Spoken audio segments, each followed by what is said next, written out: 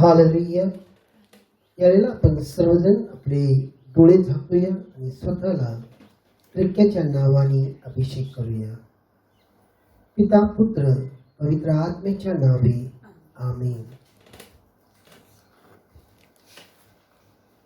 या गीताच्या द्वारे आपण प्रभू परमेश्वराच्या चरणी जाऊया, कारण तो महान सामर्थ्यशाली आपला प्रभू आहे. त्याला कोणती गोष्ट अशक्य नाही, त्याला सर्व काही शक्य आहे. आसमां से भी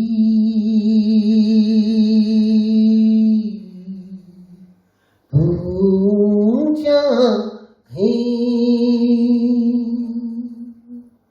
सारे मंडल में तेरी महिमा है. गाते हालेलुया, तेरी करुणा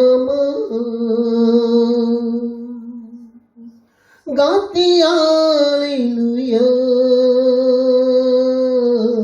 तू महिमा प्रदान. गाते हालेलुया,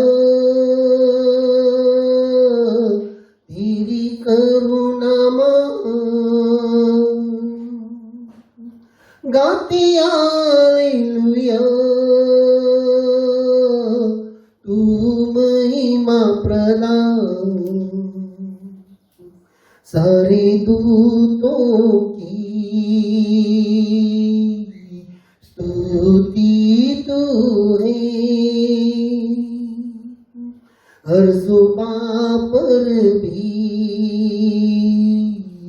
नाम तेरा है. सारे नामों से राजाओं से सारी शक्ति से तू चाहे. गाते हालेलुया, तेरी करुणा महान. गाते हालेलुया, तू महिमा प्रदान. गाते हालेलुया, तेरी करुणा महान. गाते हालेलुया, तू महिमा प्रदान.